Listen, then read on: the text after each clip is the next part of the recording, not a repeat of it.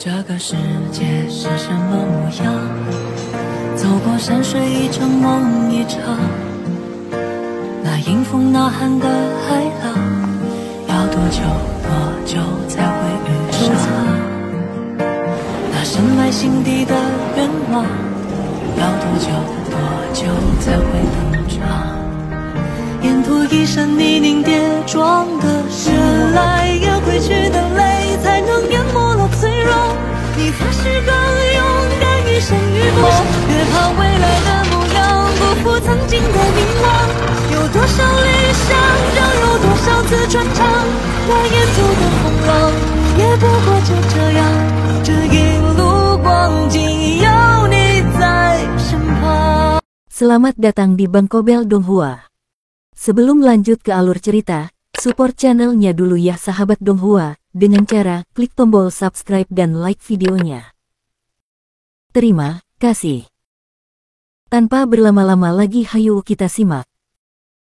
Chapter 4.2 Petir Beibei. Beibei dan Huo Yuhao melanjutkan, dengan satu orang berbicara dan satu orang mendengarkan. Hampir 2 jam tanpa sadar berlalu.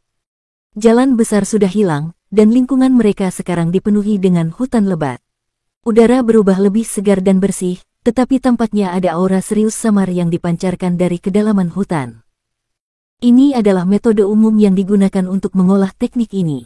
Adapun spesifikasinya, Anda harus perlahan-lahan merasakannya setelah mencobanya sendiri. Jika Anda memiliki sesuatu yang tidak Anda mengerti, Anda bisa bertanya kepada saya. Beibei berkata kepada Huo Yuhao. Terima kasih, kakak senior tertua. Kekaguman Huo Yuhao terhadap Beibei terus meningkat sementara Beibei telah menjelaskan segalanya kepadanya. Secara alami, rasa hormatnya pada Beibei telah tumbuh juga.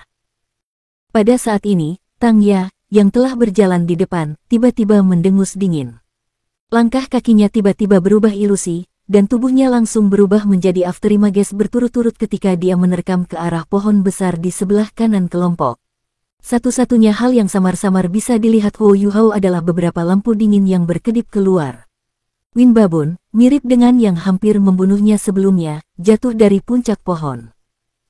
Xiaoya dengan sedih berkata, babon angin ini hanyalah makhluk yang paling menjijikkan. Mereka tidak hanya mengambil inisiatif untuk menyerang, mereka bahkan meluncurkan serangan diam-diam. Petik 2. Huo Yuhao belum menggunakan mata rohnya sebelumnya, jadi dia sama sekali tidak dapat melihat bagaimana Xiaoya telah bergerak. Guru Xiaoya, apakah Anda menggunakan keterampilan jiwa sekarang? Xiaoya sedikit bangga pada dirinya sendiri ketika dia menjawab, itu bukan keterampilan jiwa, tetapi sinergi dari trek bayangan membingungkan Ghost Sektang dan senjata tersembunyi. Bukankah itu luar biasa? Jika Anda berkultivasi dengan benar, Anda juga akan dapat menggunakannya bersama di masa depan. Petik 2. Xiaoya, hati-hati. Ekspresi Beibei tiba-tiba berubah.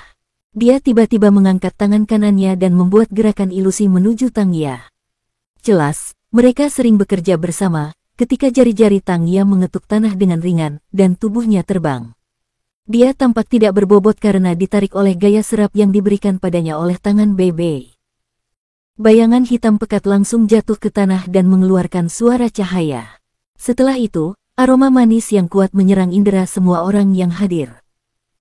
Pikiran Huo Yuhao terasa pusing, tetapi gelombang udara sedingin es melonjak menembus tubuhnya, menyegel mulut dan hidungnya. Kabut dingin melayang keluar dari mulut dan hidung Huo Yuhao, menyebabkan gas racun berbau manis yang sebelumnya dihirupnya disebar ke udara. Atribut es. Jiwa bela diri kedua saya. Huo Yuhao segera mempertanyakan aliran asal udara es. Namun, dia jelas tidak mengendalikannya.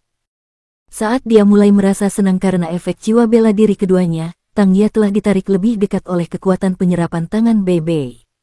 Dia menggunakan tangan kanannya untuk menekan bahu Beibei, menyebabkan tubuhnya yang halus meringkuk dan kemudian berbalik di udara untuk mendarat di belakang Beibei.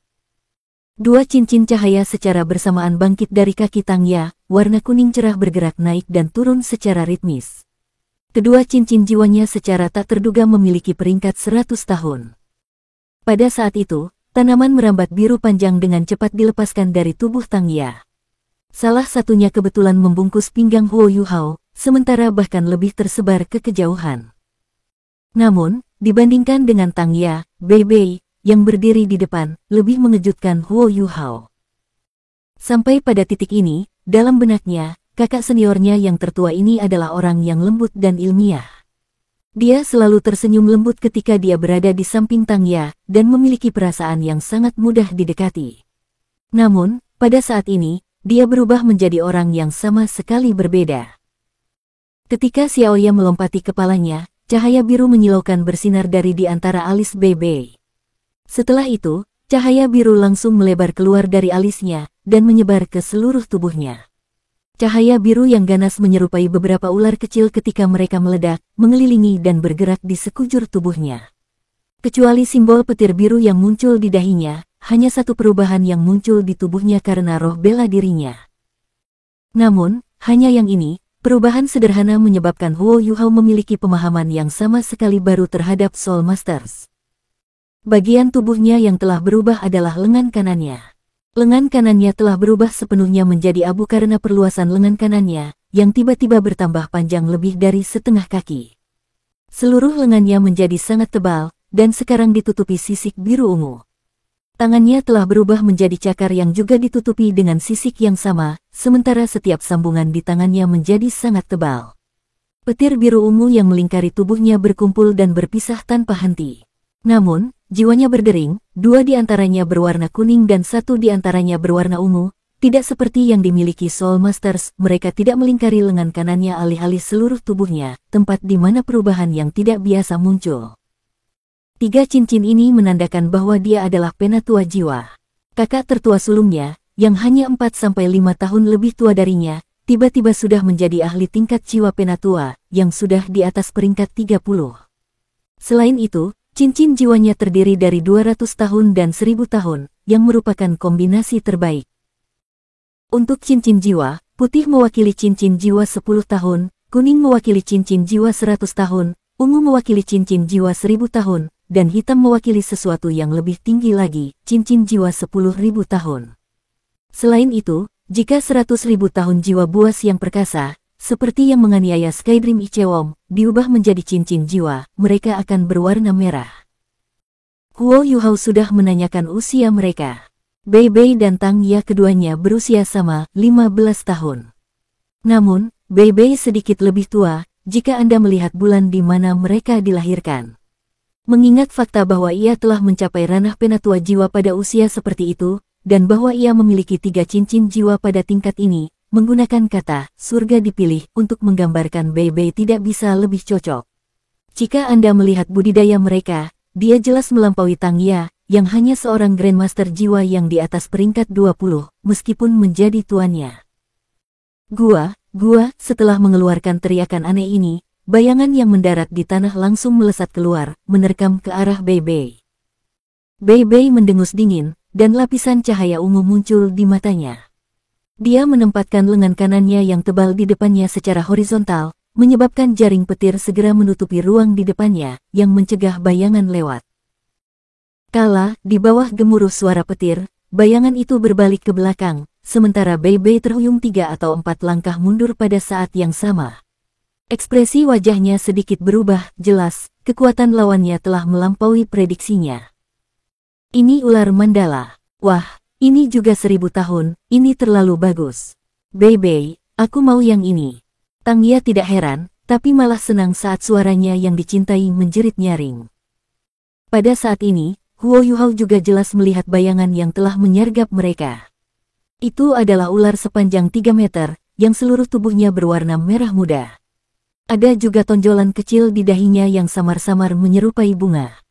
Bei Bei jelas tidak berbagi kegembiraan Tang Ya, dan sebaliknya memiliki ekspresi serius di wajahnya. Meskipun dia sudah menjadi ahli tingkat tetua jiwa, masih sulit baginya untuk dengan mudah mencapai kemenangan lebih dari 1000 jiwa buas. Namun, alasan bahwa itu mungkin baginya untuk melakukan itu di tempat pertama adalah karena semangat bela diri yang cukup kuat. Jika penatua jiwa biasa ingin melihat binatang jiwa 1000 tahun, satu-satunya hal yang bisa mereka lakukan adalah berbalik dan lari. Xiaoya, jaga Yuhao. Bei Bei meraung rendah, menyebabkan jiwa pertama berdering di lengan kanannya berkedip-kedip.